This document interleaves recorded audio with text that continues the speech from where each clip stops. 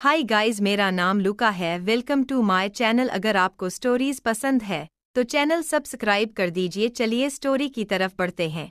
वो घर पर बैठा टीवी में प्रोग्राम देख रहा था। भावना को अपने घर के कामों से फुर्सत नहीं थी। आज अंशुल की छुट्टी थी और वो घर पर बैठा टीवी में प्रोग्राम देख रहा था। भावना को अपने घर के कामों से फुर्सत नहीं थी, इसीलिए वो सुबह से ही अपने कामों में लगी हुई थी। अंशुल की माँ अपनी कुछ पुरानी सहेलियों के साथ मोहल्ले के किसी जागरण में गई हुई थी।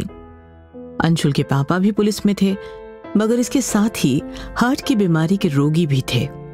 कुछ साल पहले उनकी ये बीमारी काफी बढ़ गई थी, जिसकी वजह से उन्हें अपनी जान से हाथ धोना पड़ा।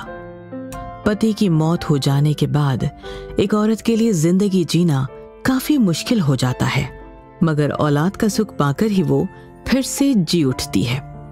अंशुल ने अपनी माँ को उस वक्त काफी हौसला दिया, जिसकी वजह से उन्हें अपने पति के दुख से बाहर आने में ज्यादा वक्त नहीं लगा। खैर, अब हम चलते हैं भावना की तरफ। भावना अपने कमरे में छत पर लगे जालों को देखकर सोच रही थी कि लगे हाथ इन्हें भी साफ कर ही दूं। यही सब सोचते हुए उसने तुरंत बाहर बैठे अंशुल को आवाज देनी शुरू कर दी।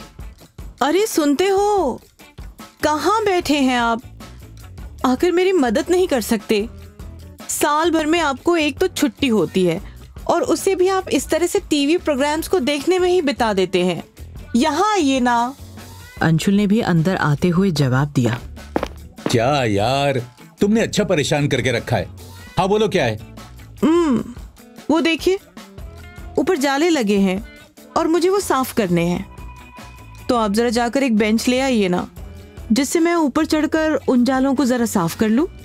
भावना की बात सुनते ही अंशुल बिना कुछ बोले वहां से चला गया और कुछ वक्त में ही एक पतला बेंच लेकर लौट आया। और कुछ भाग्यवान, अब जाऊं मैं? 2 मिनट यहाँ खड़े होकर मेरी हेल्प नहीं कर सकते क्या आप? सारा दिन तो हो गया आपको टीवी देखते हुए, आपका दिल नहीं भरा क्या अभी तक? अच्छा ठीक है, अब ज्यादा भड़को मत। ला 2 हाथ और चढ़ो ऊपर। इसके बाद भावना ने भी मुस्कुराते हुए अंशुल का हाथ पकड़ा और बेंच पर झाड़ू लेकर खड़ी हो गई। ऊपर चढ़ने के बाद भावना ने अपनी साड़ी के ऊपर वाले पल्ले को अपनी कमर में कसकर बांध लिया, जिससे उसे ऊपर सफाई करने में कोई तकलीफ ना हो। अब भावना एक हाथ से झाड़ू के साथ जाले साफ कर रही थी और दूसरे हाथ से उसने अंशुल का हाथ पकड़ा हुआ था। मगर भावना की ऐसी तस्वीर देखकर अंशुल के मन में उसके प्रति दबा हुआ प्यार उमड़ने लगा। भावना के कमसिन और खूबसूरत बदन को देखकर अंशुल के मन में तरह तरह के ख्याल आने लगे और भावना चुपके से उसके चेहरे को पढ़ रही थी और अब समझ चुकी थी कि आखिर अंशुल को क्या चाहिए। छी, ऐसे क्या देख रहे हो? ऐसा लग रहा है जैसे खा ही जाओगे।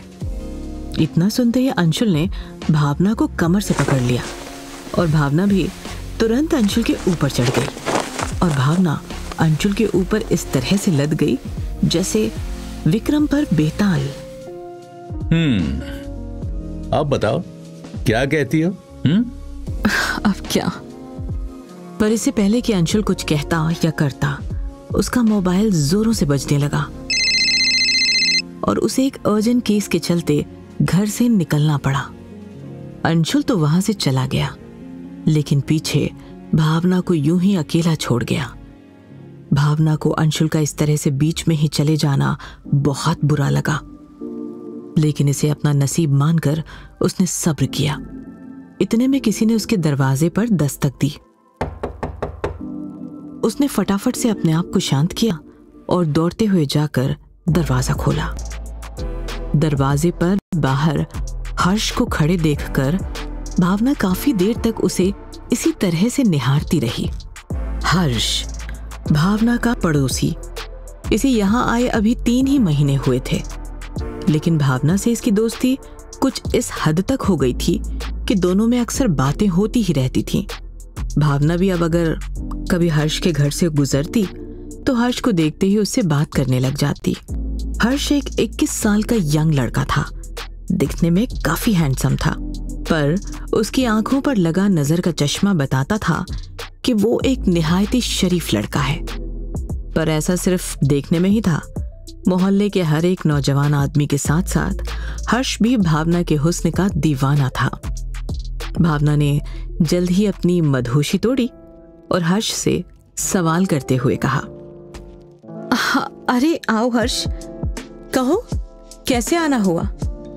हर्ष ने यह सुनकर अपने हाथ में लिए हुए एक बड़े से कटोरे को भावना की तरफ बढ़ा दिया और कहा, भाभी जी, वो मैं चाय बनाने जा रहा था। पानी में चीनी और पत्ती भी डाल दी, मगर तब मुझे याद आया कि घर में दूध तो है ही नहीं, तो चाय बनेगी कैसे? भावना हर्ष की ये मस्ती भरी बातों को अच्छी तरह से समझती थी, इसीलिए ये सुनकर मुस्कुराते हुए वहां से चली गई और कुछ ही देर में दूध से भरे उस बड़े से कटोरे को लेकर वहां पहुंच गई। लीजिए हर्ष जी, आपका दूध। थैंक यू भाभी जी, आप तो बेस्ट हो। ओह बस कीजिए हर्ष जी, शुरू हो जाते हैं आप तो कहीं भी। शक्ल से इतने ज्यादा वो दिखते नहीं आप, असल में जितने हैं। क्यों?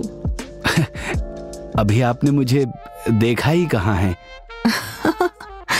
चलिए ठीक है, फिर बाद में मिलते हैं। फिलहाल मुझे नहाने जाना है, देर हो रही है। Bye bye. बाय। और इतना कहकर भावना ने दरवाजा बंद कर दिया।